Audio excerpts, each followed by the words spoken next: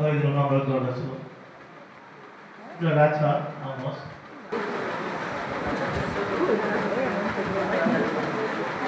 साहित्य सभाका पूर्व कोषाध्यक्ष खड्गप्रसाद शर्माले भने उहाँलाई पनि मञ्चमा आउनु। पूर्व कोषाध्यक्ष केन्द्रीय समितिका हुनुहुन्छ। यसपछि हामी सम्बर्धना गरिरहेका छौँ पृथ्वीविलास भट्टराईज्यू, उहाँ केन्द्रीय खजान्ची।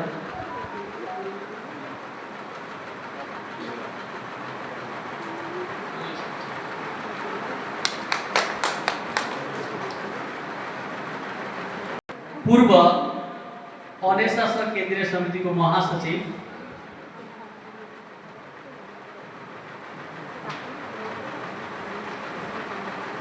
भीष्म उपाध्यायज्यू, अहिलेको नयाँ समितिको सभापति, आज कार्यभार ग्रहण गर्नुहुने, उहाँलाई आफू समक्ष परिचय गराउँदैछौँ। जयलाल पोखरेल, विशिष्ट समाजकर्मी,